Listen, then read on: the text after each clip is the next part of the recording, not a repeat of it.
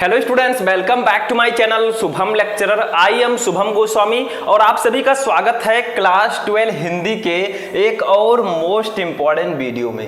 Student, आज का ये वीडियो उन सभी स्टूडेंट्स के लिए इंपॉर्टेंट है जो 12th में है और जिनको बोर्ड एग्जाम देना है, क्योंकि इस वीडियो में मैं आपको क्लास 12 हिंदी के उन सभी महत्वपूर्ण प्रश्नों को बताऊंगा जो कि इस बार आपके बोर्ड एग्जाम में पूछे जा सकते हैं। देखिए स्टूडेंट, हिंदी के मैं आपको लगातार इंपॉर्टेंट क्वेश्चन बताता रहता हूं, क्योंकि आप सभी को पता है कि हिंदी ही एक ऐसा सब्जेक्ट है जिसमें आप 95% प्लस मार्क ला सकते हैं। ठीक है, क्योंकि ये सब्जेक्ट बहुत ही इजी होता है और हिंदी बहुत ही स्कोरिंग सब्जेक्ट होता है। ठीक है, इसी से आपका परसेंटेज इंक्रीज होता है। तो आपको वीडियो को शुरू से लेकर लास्ट तक देखना है। जितने भी वीडियोस मैं आपके लिए बनाता हूं सभी मोस्ट इंपॉर्टेंट होते हैं। ठीक है, तो हम एक एक टॉपिक को पढ़ेंगे। इस वीडियो में मैं आपको टोटल 12th हिंदी व्याकरण के 4 टॉपिक को एक ही वीडियो में पढ़ाऊंगा, यानी कि मैं आपको 4 टॉपिक एक ही वीडियो में पढ़ाने वाला हूं। तो सबसे पहले जब हम वीडियो स्टार्ट करेंगे तो आपको इस वीडियो को लाइक कर देना है। चैनल पर नए, चैनल को सब्सक्राइब करके बेल आइकन प्रेस कर लें। इसमें आपका ही बेनिफिट है, आपको टाइम से सभी वीडियोस मिलते रहेंगे। ठीक है, चलिए आगे बढ़ते हैं और एक एक टॉपिक को देखते हैं। देखिए स्टूडेंट, हमारा फर्स्ट टॉपिक जो है वो है मुहावरे और लोकोक्तियां। ठीक है, इसमें आपको करना क्या होगा? देखिए सिंपल है, आपको ऐसे क्वेश्चन दिया रहेगा, प्राण हथेली पर रखना। ठीक है, इसका आपको अर्थ लिखना है, फिर वाक्य प्रयोग करना है। ऐसे ऊपर रहेगा कि निम्नलिखित मुहावरे और लोकोक्तियों में से किसी एक का अर्थ लिखते हुए वाक्य प्रयोग कीजिए। तो आपको क्वेश्चन दिया रहेगा, उसका अर्थ लिखना है, फिर वाक्य प्रयोग करना है। जैसे देखिए, प्राण हथेली पर रखना, इसका अर्थ हो जाएगा मृत्यु के लिए तैयार रहना, जो मृत्यु के लिए तैयार रहे। ठीक है, अपने प्राण हथेली पर रखकर चलते हो। जैसे देखिए, भारतीय सैनिक सदैव प्राण हथेली पर रखकर अपने शत्रुओं का सामना करते हैं। तो देखिए यहां पर प्राण हथेली पर रखना, ये शब्द जो क्वेश्चन था वो इस वाक्य में आ चुका है, तो आपका वाक्य प्रयोग हो गया। ठीक है, तो क्वेश्चन आपका वाक्य में आना चाहिए। आप कुछ और भी लिख सकते हैं, बस आपका क्वेश्चन वाक्य में आना चाहिए। ठीक है, इस तरह का आपको नहीं करना है। जैसे एक बच्चा था और एक मैम थी, तो मैम ने बच्चे से कहा मुंह में पानी आना, इसका वाक्य प्रयोग कीजिए। तो सुना है बच्चे ने क्या कहा? बच्चे ने कहा, मैम जैसे ही मैं नल की टोटी में मुंह लगाता हूं मेरे मुंह में पानी आ जाता है। ठीक है, तो मैम ने कहा गेट आउट, उसे बाहर निकाल दिया। तो ऐसा आपको नहीं करना है, कोई फनी सा आपको नहीं लिखना है, आपको अच्छे से लिखना है जो वाक्य प्रयोग अच्छा रहे। ठीक है, समझ में आ गया? ऐसे देखिए दूसरा हमारा है सूरज को दीपक दिखाना, यानी कि कोई सूरज को दीपक दिखा रहा है। सूरज के अंदर इतनी रोशनी है, उसको दीपक दिखाने की क्या जरूरत है? तो देखिए इसका अर्थ होगा अति गुणवान या बुद्धिमान को कुछ बताना, यानी कि जो बहुत ज्यादा बुद्धिमान है, गुणवान है, उसको आप कुछ बताएं। ठीक है, इसका मतलब होगा सूरज को दीपक दिखाना। जो बहुत ज्यादा जानता है, बुद्धिमान है, उसको कुछ बताने से क्या फायदा, उसको सब कुछ पहले से ही पता है। ठीक है, तो वाक्य प्रयोग में क्या लिखेंगे हम? ऐसे हेडिंग डालेंगे, प्रयोग महात्मा, ये प्रयोग नहीं रहेगा यहां पर। ठीक है, महात्मा गांधी के चरित्र के बारे में कुछ भी कहना सूरज को दीपक दिखाने के समान है।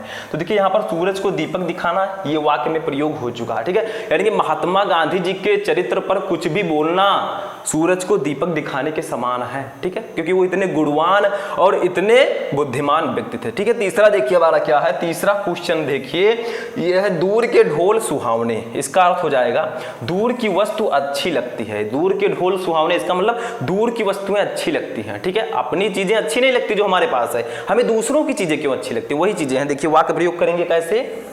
प्रयोग, ये प्रयोग नहीं रहेगा, प्रयोग मतलब वाक्य प्रयोग लिखा था, ये प्रयोग यहां पर आ गया। ठीक है, तुम्हारी पत्नी क्या कम खूबसूरत है जो तुम रमेश की पत्नी की प्रशंसा कर रहे हो? तुम्हें शायद पता नहीं है कि दूर के ढोल सुहावने होते हैं। जैसे अपनी पत्नी अच्छी नहीं लगती, उन्हें दूसरों की पत्नी अच्छी लगती है। ठीक है, ऐसा होता है, मैं कह रहा हूं, एक एग्जाम्पल बता रहा हूं। ठीक है, तो यहां पर प्रयोग क्या है? तुम्हारी पत्नी क्या खूबसूरत है जो तुम रमेश की पत्नी की प्रशंसा कर रहे हो, तुम्हें शायद पता नहीं है कि दूर के ढोल सुहावने लगते हैं। ठीक है, तो ऐसे ही आपको वाक्य प्रयोग करना होगा। तीनों क्वेश्चन समझ में आ गए मुहावरे और लोकोक्तियों में से। तो ये हमारा पहला टॉपिक था। अब हम देखेंगे अपना दूसरा टॉपिक क्या है। देखिए स्टूडेंट, हमारा जो नेक्स्ट टॉपिक है वो आता है शब्द अर्थ। देखिए यहाँ पर मैंने संधि विच्छेद नहीं लिया है, विभक्ति और वचन नहीं लिया, क्योंकि उसके बहुत सारे क्वेश्चन मैं आपको बता चुका हूं और आगे भी बताऊंगा। तो डायरेक्टली मैंने शब्द अर्थ ले लिया, क्योंकि 4 टॉपिक हम इस वीडियो में पढ़ेंगे तो कुछ चेंज भी होना चाहिए डेली। ठीक है, तो देखिए शब्द अर्थ में क्या होता है मैंने आपको बताया। जैसे तीर है तो इसके और कई अर्थ हैं। ठीक है, तीर को हम और नामों से जानते हैं। कौन कौन से नाम है बताइए? तो वही हमें यहाँ पर लिखना है। शब्द अर्थ का मतलब अनेकार्थी शब्द या पर्यायवाची शब्द कुछ भी आप बोल सकते हैं। ठीक है, जैसे देखिए तीर को हम लिख सकते हैं बाण, सभी को पता है। बाण लिख सकते हैं, तट लिख सकते हैं, ठीक है, तट लिख सकते हैं, नदी का किनारा, नदी का किनारा, इसको भी हम तीर बोलते हैं, ठीक है, नदी का किनारा, ठीक है। तो तट, तीर का मतलब, तीर को हम बाण भी बोलते हैं, सभी को पता होगा, तीर को हम बाण के नाम से भी जानते हैं, ठीक है। तट को भी हम तीर कहते हैं, ठीक है, जो नदी का किनारा होता है, तट। तो ये आपका हो जाएगा अनेकार्थी शब्द, इसके कई अर्थ हैं, वही आपको लिखना है। जैसे नाग का देखिए, नाग का आपका हो जाएगा सर्प हो जाएगा, ठीक है, नाग का सर्प, हाथी, हाथी, नागेश्वर, ठीक है, नागेश्वर। तो ये इसके अर्थ हो जाएंगे, सर्प, हाथी, नागेश्वर, ठीक है। तो ये इसका शब्द अर्थ हो जाएगा, अनेकार्थी शब्द हो जाएगा। तो इसमें कुछ भी नहीं है, सिंपल सा है, ऐसे आपको लिख देना है अनेक वो शब्द अर्थ, ठीक है, जिसे हम अनेकार्थी शब्द भी बोलते हैं। पहले आप पर्यायवाची शब्द से बोलते थे, जब आप छोटे थे, आप 5th 6th 7th में पढ़ रहे थे तब, ठीक है।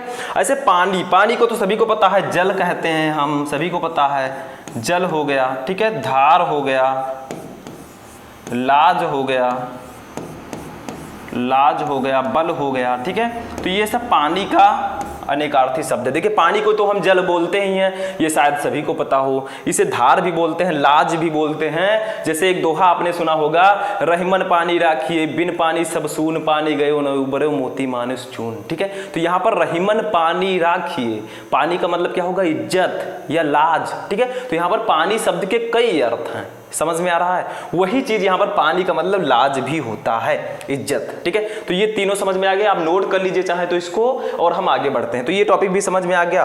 चलिए देखते हैं हमारा नेक्स्ट टॉपिक क्या है। तो स्टूडेंट हमारा जो नेक्स्ट टॉपिक है वो है अनेक शब्दों के लिए एक शब्द। इसका मतलब सभी को पता है, अनेक शब्द के लिए हमें एक शब्द लिखना है, सिंपल है। जैसे देखिए, जिसे क्षमा किया जा सके उसे हम एक शब्द में क्या कहते हैं, उसे हम एक शब्द में कहते हैं क्षम्य, ठीक है। जिसे क्षमा किया जा सके उसे एक वर्ड में बोलेंगे हम क्षम्य, ठीक है। तो ऐसे ही आपको लिखना है। जैसे जिसका विश्वास, जिस पर विश्वास किया जा सके उसे हम विश्वसनीय बोलेंगे, ठीक है। जो ईश्वर में विश्वास रखता हो उसे हम आस्तिक बोलेंगे, जो ईश्वर में विश्वास ना रखता हो उसे हम नास्तिक बोलेंगे, ठीक है। जिसका विश्वास ना किया जा सके उसे हम अविश्वसनीय बोलेंगे, जिस पर विश्वास ना किया जा सके। तो ऐसे ही क्वेश्चन आपके बोर्ड एग्जाम में आते हैं। बहुत सारे क्वेश्चन मैं आपको बताऊंगा, लेकिन यहाँ पर पहले समझिए जो क्वेश्चन है। दूसरा देखिए, जल से जन्म लेने वाला, जो जल से जन्म लेता है उसको हम क्या बोलते हैं, जलज, ठीक है। तो यहाँ पर लिखेंगे जलज। तो सिंपल सा है क्वेश्चन ये। उसके बाद देखिए तीसरा, चोरी का माल, यहाँ पर माल लिख दीजिएगा, चोरी का माल लाने ले जाने वाला। जो चोरी का माल लाता ले जाता हो उसे हम क्या कहेंगे, तस्कर। और जो चोरी का माल होता है उससे जो वो काम होता है उसको हम तस्करी बोलते हैं, ठीक है, आपने सुना होगा, ठीक है। वो तो देखिए, चोरी का माल लाने ले जाने वाला उसे हम बोलते हैं तस्कर, ठीक, जो तस्करी करता हो, यानी कि चोरी के माल को इधर उधर ले जाता हो, ठीक है। चौथा है पैरों से जल पीने वाला। बताइए, जो पैरों से जल पीता हो उसे हम पादप बोलते हैं। पादप का मतलब पेड़ पौधे, देखिए वो अपनी जड़ से पानी पीते हैं, ठीक है। तो पैरों से जल पीने वाला उसे हम पादप बोलते हैं, ठीक है। तो यहाँ पर लिख देंगे, पादप का मतलब पेड़ पौधे। तो ये हो जाएगा आपका अनेक शब्दों के लिए एक शब्द, ठीक है। पैरों से जल पीने वाला अनेक शब्द है, इसके लिए मैंने एक शब्द लिख दिया, पादप, ठीक है। ऐसे ही आपको करना होगा, कोई भी प्रॉब्लम नहीं होना चाहिए, बहुत ही सिंपल है, ठीक है। समझ में आ गया। चलिए नेक्स्ट टॉपिक देखते हैं, जो कि हमारा लास्ट टॉपिक होगा। वो क्या है, तो स्टूडेंट देखिए, हमारा जो चौथा यानी कि लास्ट टॉपिक है वो है वाक्य संशोधन। सिंपल है, वाक्य को संशोधित करना, वाक्य को शुद्ध करके लिखना, वही आपका हो गया वाक्य संशोधन, ठीक है। बस क्या करना है इसमें, देखिए जैसे पहला देखिए, कौन में दोष नहीं होता। इसमें गलती क्या है, आप बोल कर चेक कीजिए एक बार, कौन में दोष नहीं होता, ये नहीं रहना चाहिए। यहाँ पर रहना चाहिए किसमें दोष नहीं होता, यानी कि किसमें दोष नहीं है। तो वहां पर लिखेंगे हम किसमें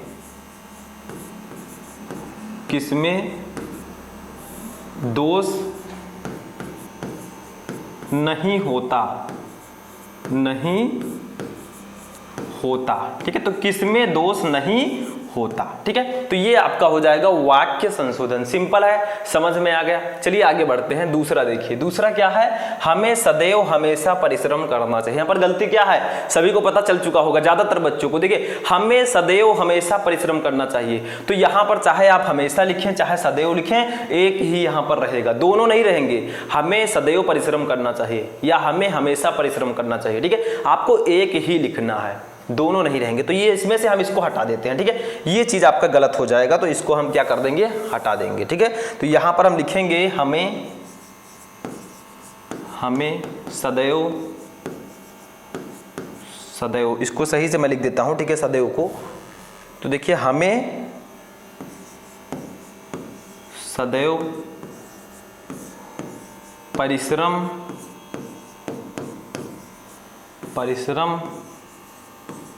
करना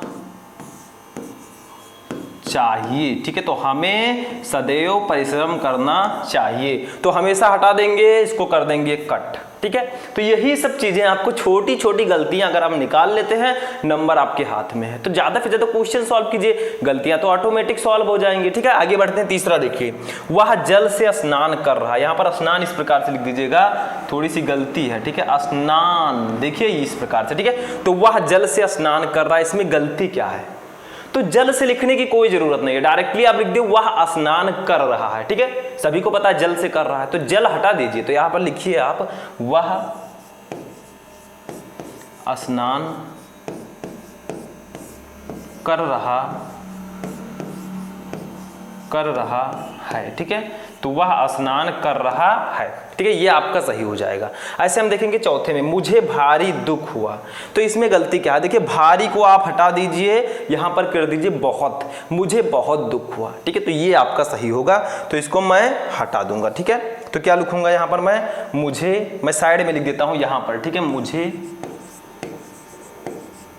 बहुत दुख हुआ, बहुत दुख हुआ, ठीक है। बस ये आपका सही है। तो ये आपका था वाक्य संशोधन। इसमें वाक्यों में जो कुछ गलतियां हैं वो आपको संशोधित करके लिखना है, यानी कि सही करके लिखना होगा, ठीक है। तो ये चारों क्वेश्चन समझ में आ गए। 4 टॉपिक मैंने आपको इस वीडियो में बताए। वो चारों टॉपिक कौन कौन से हैं स्टूडेंट? सबसे पहला वाक्य, चौथा वाक्य संशोधन, फिर अनेक शब्दों के लिए एक शब्द, शब्द अर्थ और मुहावरे और लोकोक्तियां। और यहाँ पर हमने पढ़ डाला क्लास 12 हिंदी व्याकरण के 4 टॉपिक्स को एक ही वीडियो में। बहुत सारे क्वेश्चन मैंने इस वीडियो में आपको बताए। अभी धीरे धीरे मैं आपको बहुत क्वेश्चन बताऊंगा। तो आप लोगों को क्या करना है, इस वीडियो को कर देना लाइक, चैनल पर नए चैनल को सब्सक्राइब करके बेल आइकन को प्रेस कर लेना है, ताकि जो कुछ भी वीडियो मैं आपके लिए आगे लाऊंगा सब आपको टाइम से मिलते रहेंगे, ठीक है। तो चलिए मिलते हैं हम किसी नेक्स्ट वीडियो में नेक्स्ट टॉपिक के साथ। तब तक के लिए जय हिंद।